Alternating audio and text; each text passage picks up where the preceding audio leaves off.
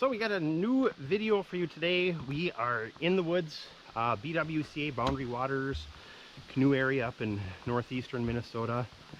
We're doing the Angleworm Trail. We've done this before a couple times, just a day hikes, and we're going to camp out here this time, so that'll be fun. I'm so excited to get out here. The weather finally broke. It's August 1st today. It's only supposed to get up to 72, so that's a nice change from the 80s and 90s. Bugs are down, so that's nice too. It's supposed to get into the 40s tonight. So that's definitely one thing to be wary of up here is, you know, even if you're in central Minnesota, southern Minnesota, wherever, when you're up here this far, it's not uncommon in July and August for it to get to the 40s and 50s at night. So you gotta be prepared for that. So it is supposed to rain. It said heavy rain at times. So I do got the cover on the backpack here. So we're gonna, I think what we're gonna do is the whole time we're driving here, again, if you've seen any of our other videos, we're about an hour from here is where we live. We weren't sure, are we gonna go counterclockwise around Angleworm or clockwise? We've gone on to the eastern side, or counterclockwise, a couple of times. We've never done the whole round trip, so we've never really got into the west side of Angleworm. So I think what we're gonna do on this little trip is we're gonna head around the west side and see what some of those campsites look like. There were a few cars in the parking lot, not too bad, and we did see a couple people taking a canoe off their vehicle. Looked like their plates were from Colorado, and man, it's a long portage to Angleworm. There's a couple of other lakes off here too you can portage to, but I think it's like 500 rods or 480 rods, so it's a good one. They were young though, so they were in good shape. They've probably been looking forward for a trip like this all year or so. All right, so at the beginning of this trail, it really is just a long, straight, easy path, and it's all downhill. So one thing to remember about this trail is it's easy downhill for the first probably, I don't know, 2 miles. But on the way back, when you're pooped out and headed to the vehicle, it's uphill for like that 2 miles. So keep that in mind, so don't wear yourself out too bad on the way back. But all right, so we'll show you things as we come across it. Hopefully we earn your subscription today. Otherwise, hang tight.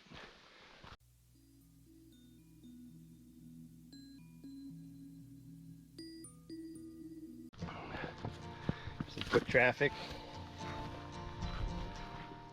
So we really get into the nice piney, marshy, boggy, mossy, licheny environment here. Oh, there's the first mosquito.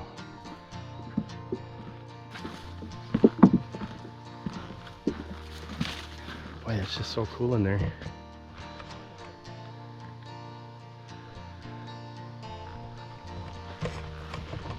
So it's really rooty and a rocky terrain too, so it's kind of slow going. Watching your footing, trying not to slip. Good workout for sure. Steep.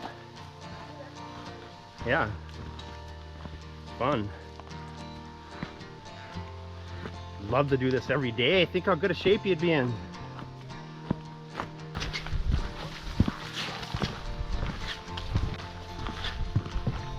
That breeze feels good. I always get scared I'm gonna break through these.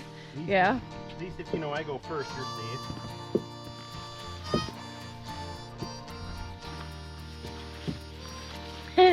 Look at this. Getting overgrown in here. It's nice they replaced this part. This Yeah. is the sketchy part.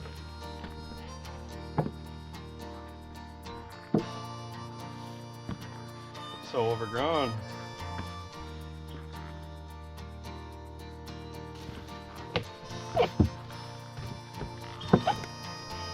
Yeah.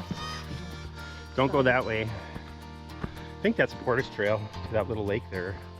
Haven't been on it. Look at that train. Yeah, I love the root.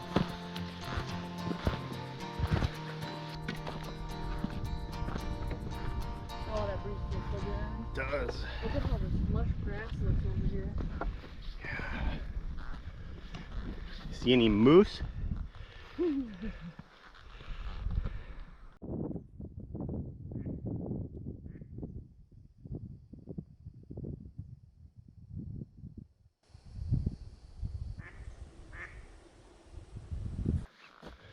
apart.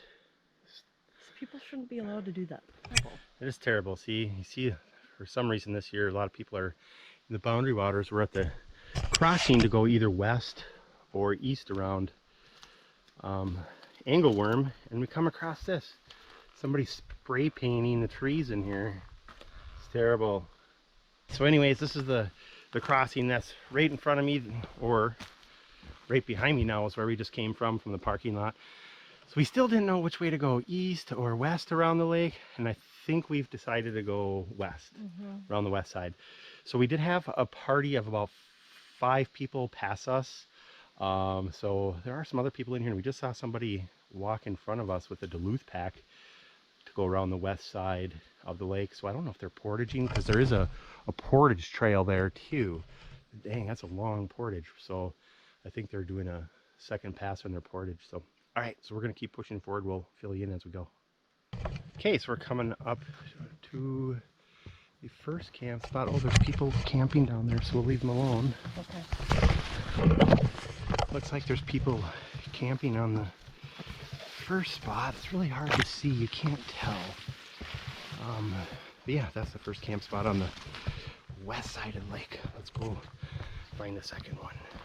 So we're coming up to the second campsite on the west end. This one's vacant, so we're gonna walk up in there and take a look. Now, I can see them easily from the trail here, so if this is a spot that you go to, keep in mind that, you know, you're gonna be in a zone where you might not totally be by yourself. It's not like there's a lot of people that come in here, but still a cool spot. Got your fire pit, seating. It ain't easy getting down there. It looks like you can go that way.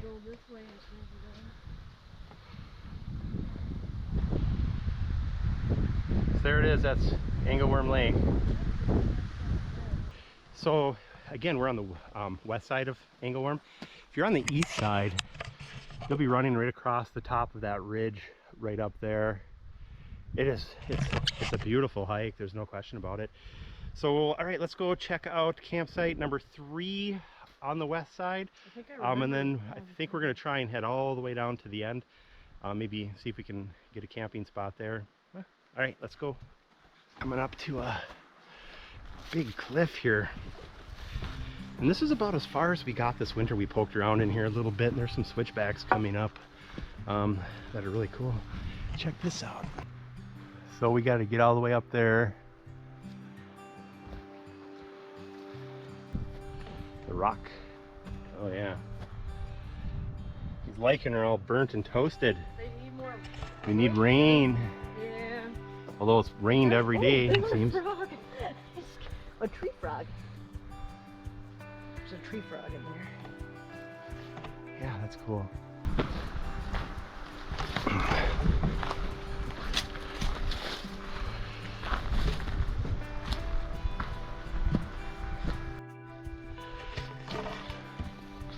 All right, here we go. Switchbacks begin. This part looks like fun.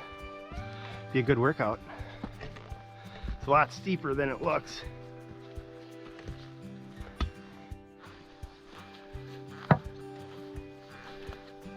Party, party.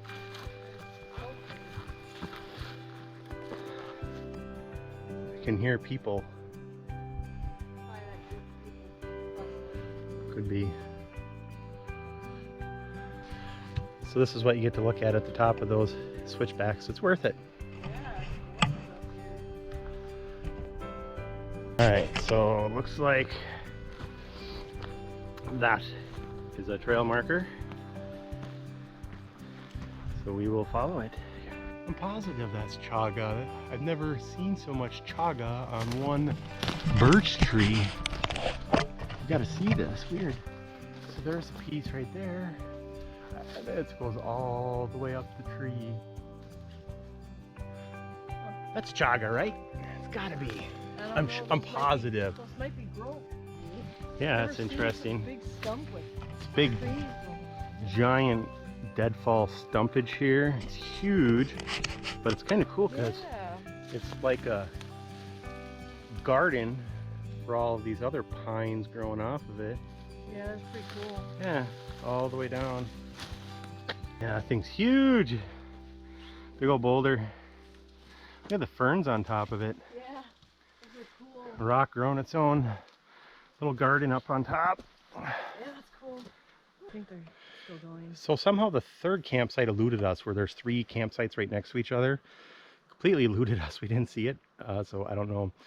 So we were further down on the 4th camp spot on the west side, and I can see right across the lake is another camping spot. So that's the downside about the one we're gonna look at here in a minute, is you have somebody right there if they choose to camp there. And we hear people over there. See them. Oh yeah. So what's funny is, I don't know, we're several miles back, but when we left the vehicle, of course, we took the west side of the lake, and another group of people took the east side of the lake, and we split at the same time. They have a dog, and now we can see them. So it's funny, they're keeping pace with us on the other side of the lake. Maybe they'll take that spot over there. All right, let's go see if there's anybody at this 4th camp spot. Okay, so from this camp spot, there is, like I said a minute ago, there's a camping spot right across the bay right there, so you would hear them. There's nobody there right now. So we're not on the lake here, that's the downside, but it's still a nice camping spot. Got your fire pit here. Looks like plenty of hanging trees, I think. Not a lot of tent spots. I see one good one right there. Even that's got some big gnarly roots in it.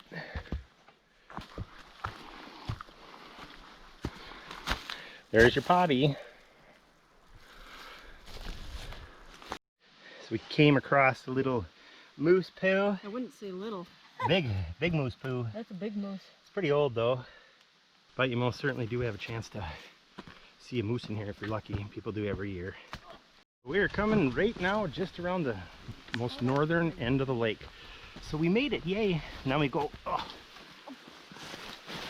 Hopefully, did I lose something? You lost your hat? The branch took her hat. So we're at the most northern end of the lake right now, and there's this cool creek here. Check this out. This creek is cool, Angel.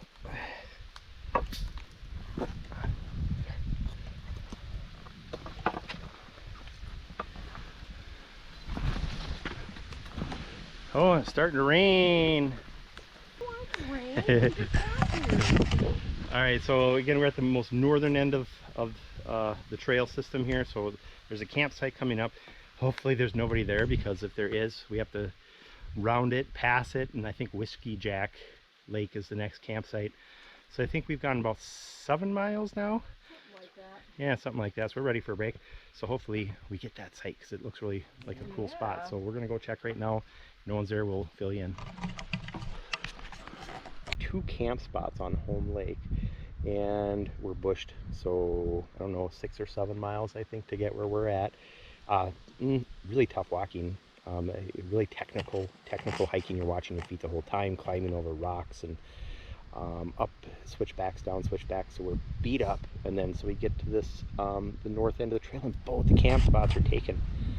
So our plan is to come up here, camp for the night, and then head back tomorrow, but it looks like we're going to have to start heading back today instead, and see on the other end, on the eastern side of Angleworm, if we can find a camping spot, and those could be full too. So could be a long day, so maybe we'll be walking out of here in the dark. I don't know. Dispersed camping. Dispersed camping maybe, so we'll see.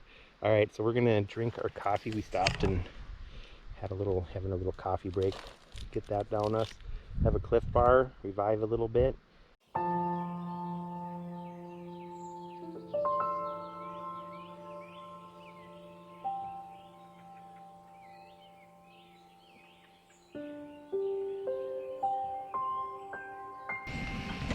These bumps will kind of hurt. So what do we got here? We got Backpacker's Pantry Kathmandu curry. Went up my nose. Servings of 2, which means 1. Doesn't look bad. This Jetboil, I've been having a couple problems actually. I emailed Jetboil. We'll see if what they're gonna say or do about it. But two, this is the Jetboil Zip. We've used it a number of times now. Number one, every single time we use it, the top comes off and then the bottom comes off. There's like a little measuring cup right here every time. So when you put it in your pack and you go to take it out of your pack, it's just in pieces. So that's been a real bummer. And then the other thing is there's a coffee strainer that you can get as an accessory for it. They just came out with a new coffee strainer. It's a silicone coffee strainer. It's nice. It does a good job. Problem is it does not fit in the kit like the other coffee strainer does. So you have to carry it separately. And there was nothing on their website about that either. So just note that if you do get a new coffee strainer for your Jetboil, probably gonna have to carry it separately. So, well, we'll see where that takes us. I also did get a new thermostat, so we're kind of testing that out today. I've known about these for quite a while. They're super light. There's a canister that goes in here. It's a fuel canister, lasts 12 hours. And then you put these little mats in there. These little mats are actually what has the bug repellent. And those little mats last 4 hours, they say. Literally, this is the first time I've used it. So it's blue now, and then as it gets used, it turns white, whiter, whiter. Once the white's gone, then you replace it with another one. So it seems to work pretty good. I don't know. I'm amazed at how light it was. So it's lighter than a can of bug spray, that's for sure. So it seems to do the trick. We'll see how it works when we get back to our tent. But happy about it for now.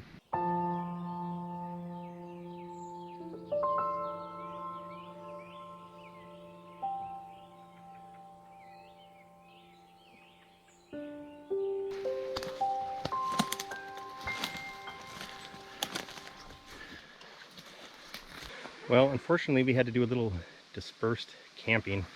Didn't really have a choice. It's getting dark, and who knows if the next camp spot is full or not. It's a couple hour hike away, so we're like, we don't have a choice. Don't do it if you don't have to. It sucks. So I think we should take a second here and talk real quick about what dispersed camping means and how it's defined. It is different in the Superior National Forest from what I found out versus in the Boundary Water Canoe area within the Superior National Forest. So as far as dispersed camping, and this is actually defined by the Forest Service. Okay, I'm not making this up. I'll put the same thing down in the note section down below the video there too. So this is specific to hiking in the BWCA. It does not include canoeing. Okay, so dispersed camping in the Boundary Waters is permitted with a hiking permit, and there are many reasons for this. So for example, in our scenario, on the camping spots were taken. It was way too far for us to go to the next camping spot. Also in the case of maybe bad weather and you just don't have a choice, it's definitely not a first choice. It really is not fun. So what the rules are is you need to camp at least 200 feet from any trail, portage, lake, or other water source. Okay, you need to use the latrines whenever possible. If there's not a latrine available, you can, of course, use the woods, but they do require that you dig at least a 10-inch diameter hole, 6 to 8 inches deep, fill it in when you're done using the woods as your toilet, tamp the soil down, blah, blah, blah, blah, blah, cover it with leaves and whatnot. So really the main thing here is really don't leave a trace, man. You're in and out. It's more of an emergency situation than the norm. Okay, and as far as fires, what they're saying really is to make sure and have some sort of gas stove as a backup, and that is to what's to be used for cooking your food. No wood burning fires are allowed in the BWCA except within those fire grate areas. Okay. Again, this is only allowed for hikers, not for you canoers. So, all right, here we go.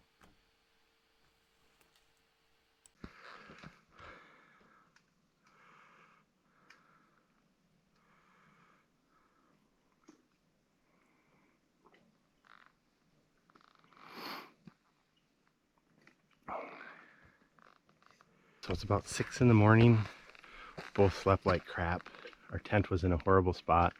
Downhill, you know what it's like downhill when your feet are down all throughout the night. You're sliding down, and then back up, down, back up. So it was a long night, but hey, we're good enough. We're excited to hit the trail. It's definitely a fun trail to hike. Lake is perfect right now. Sun's just coming up, super quiet. We had a couple of trumpeter swans we could hear throughout the night too, not far from us, so that's always interesting. So what we're gonna do, Angel's gonna make us a little coffee, fill up our water bottles, have a little breakfast, and then off we go, back to the vehicle. I think we have about 7 miles to go today, so then it's home, jump in bed, take a little nap. All right, we'll turn this back on as we go here. Oh, we're getting there.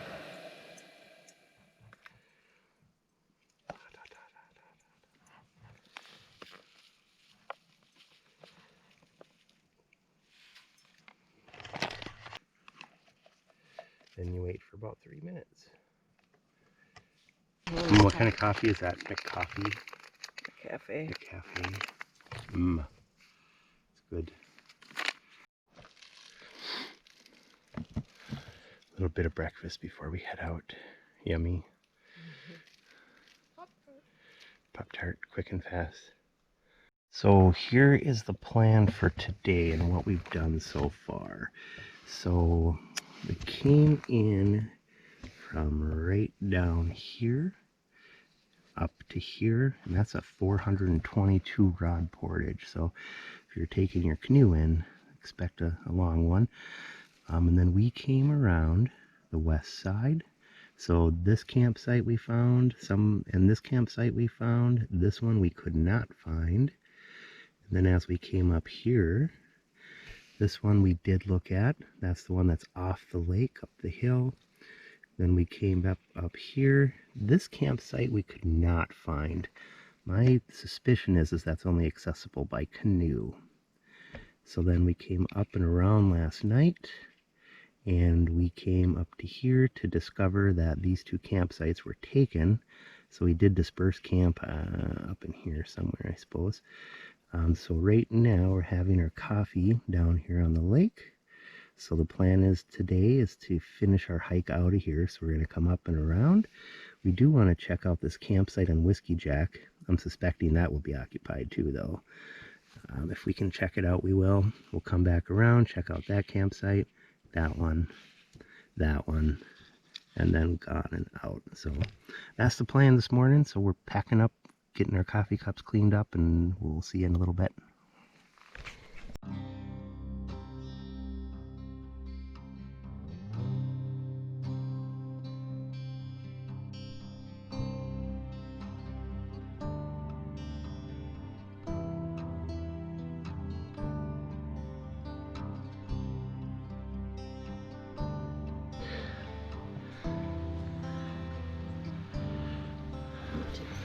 Looking for moose down there. It's moosey.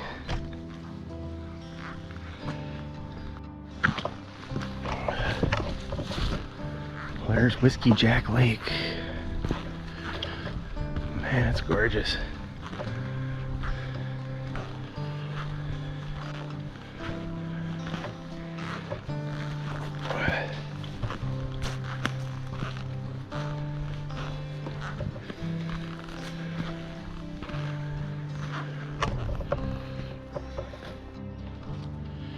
There's nobody down there. No, so of course the Whiskey Jack website. So of course the Whiskey Jack campsite was taken, so we had to go past that. Their dog was barking at us. I'd love to have a dog out here though, that'd be extra fun. But we found the other camping spot, so we're gonna walk down there. So this is the one that is on the channel, and across the lake, which would be on the west side of the lake, adjacent to it is also a camp spot. And it's that camp spot that we stopped at and looked at and checked out and put on film, where we showed you the bivvy and everything. So this is the camp spot that we're going to right now, and it's a pretty treacherous little downhill to get there. Yeah, this is cool, isn't it?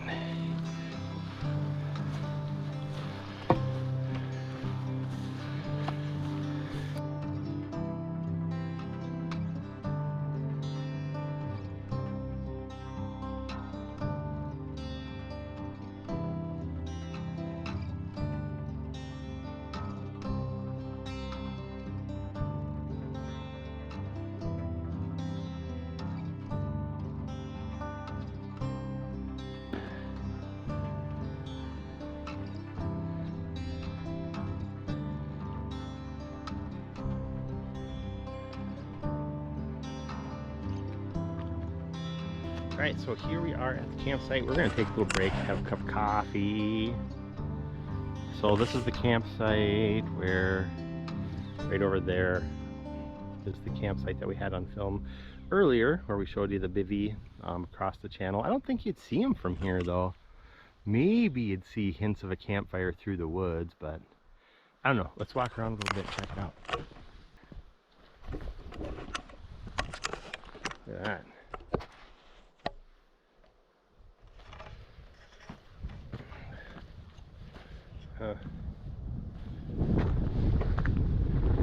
Windy.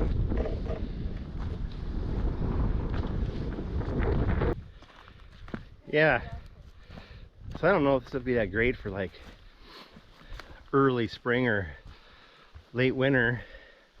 Might be a little bit breezy. There's a trail. I doubt the bivvy's down there. Could be.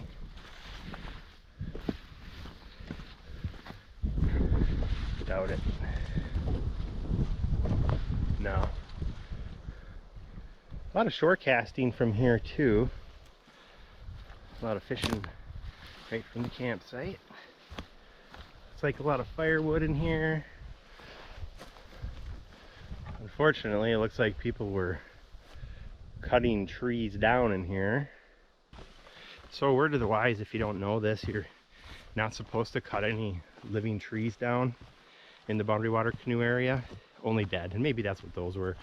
Maybe they were standing dead, but and realistically what people don't realize, that maybe or have never burned wood or never had a wood stove or anything, it does take about 1 year per inch of wood to dry. So if you have a 4-inch diameter tree, it could take probably 3 to 4 years for that to dry and be burnable. If you just cut down any live tree and throw it in the fire, it's just going to smoke and smoke, and it's just a waste of time. So yeah, keep those hatchets and those saws away from your kids when they're out here, unless of course they know what they're doing with them or knowing what not to cut down. Been seeing that quite a bit this year. All right, we're gonna make some coffee. Also, what to note about Angleworm, the lake at least itself, is it does have a rating of 6 as far as clarity. So I think what they do is they come in here with a boat and they drop down a white disc and they can see it down to 6 feet. So that's how they come up with the rating. So it's really a very dark lake.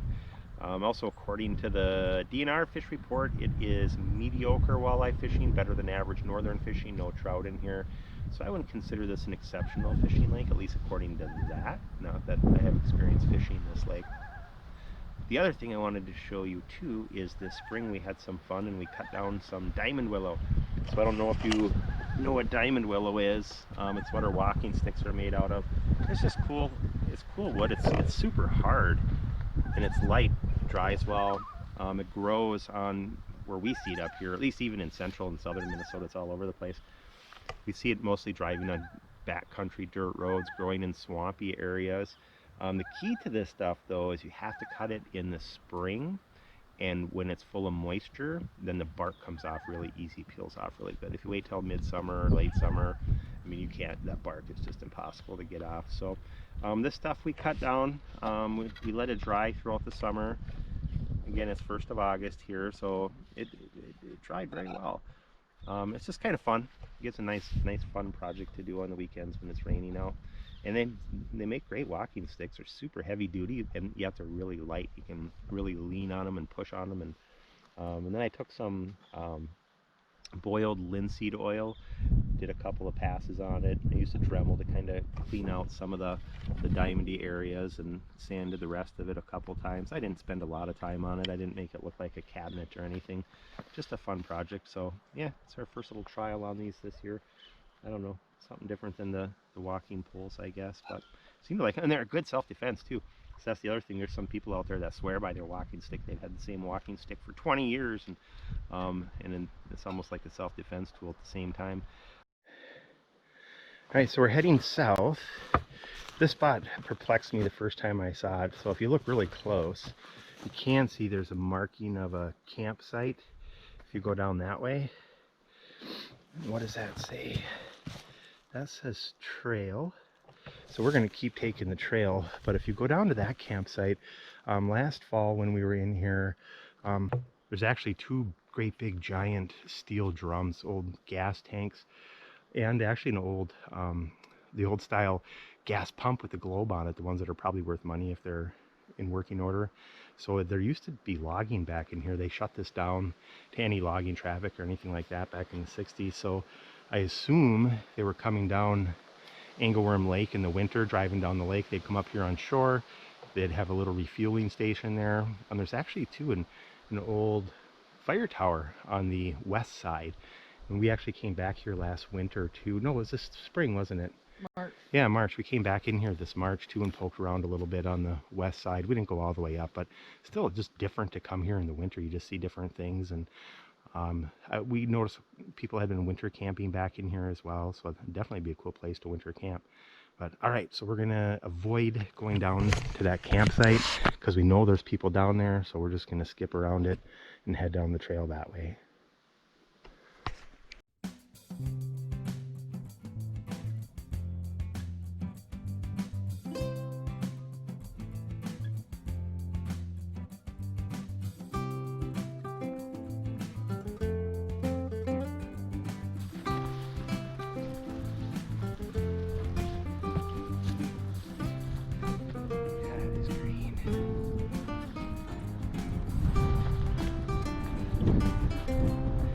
Windy.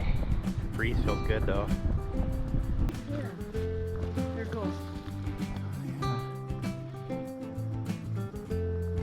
Might be hard to see. Big giant blue heron.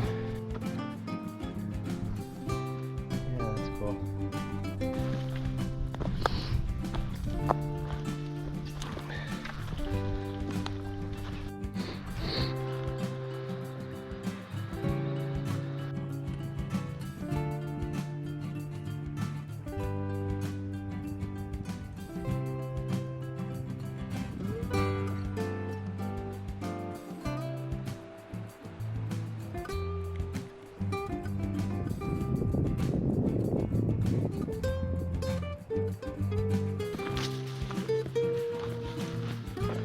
Into the swamp.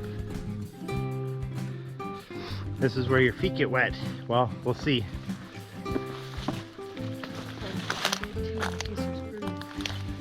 We're supposed to be quiet.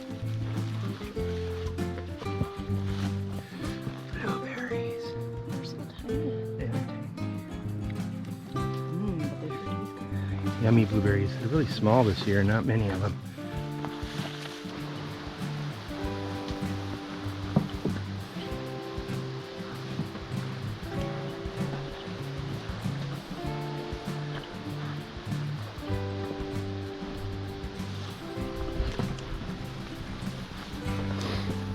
See if we can keep our feet dry. Water's been pretty low, so I think we'll be okay. At least we can see the boards this time.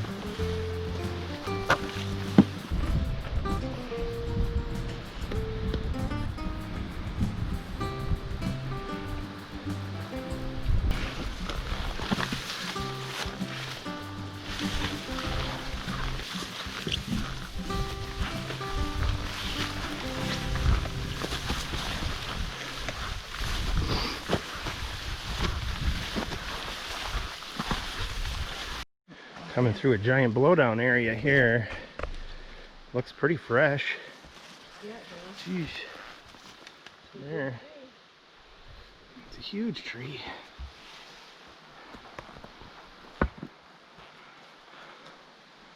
Huh. It's like walking under a tunnel.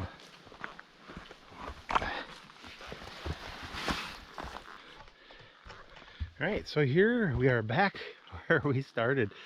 So there is that annoying, horrible graffiti on the trees. So we started yesterday when we came down here. We headed that way. There's those annoying painted trees, and we just came out of that way. So just a big long loop around and then back out of here. And I'll save you this boring trip again, but when we get to the parking lot, I'm always curious to see what license plates we see. So let's check it out. We made it. Oh yeah, I didn't get to look at this. It's actually entry point 20 and 21. That's us. We went like that all the way around and then back. All right, we're done. We're out of here. So we did the whole thing, whole Angleworm. What is it, 14 miles? Did it, yeah, roll these windows down. Did it in one night, 2 days of hiking. I would say for sure the west side is a more difficult hike by far than the east side. The east side's more scenic too. So if I was just gonna do maybe a day shot, I would stick to the east side. What else? Camping spots, no guarantee on a camping spot as we found out. So if you're expecting to go all the way back there to the cool area at the end, and that's by far the coolest part of it, is the end of the lake. Don't think you're guaranteed to get a camping spot. What we didn't really consider, and we should have known better, is when you need to get a permit to come into this area through the BWCA, through their website, where there's all kinds of places you can get them. Permit was 38 bucks for one night.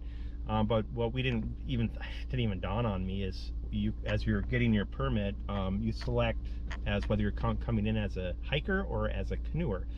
So we picked hiker, and they only give out a couple, so I'm like, there's gonna be all kinds of spots. But then of course canoers go in there and pick the canoeing as well. So a lot of canoers in there, so good for them, because that's quite a portage for their canoes. All right, so we're gonna go pig out. Thanks for checking out this video. If this is the type of content, like always, hit subscribe if you haven't already. And we try and put out a video about once a week. This one might be a two-parter. We'll see how it pans out. But all right, we'll see you guys next time.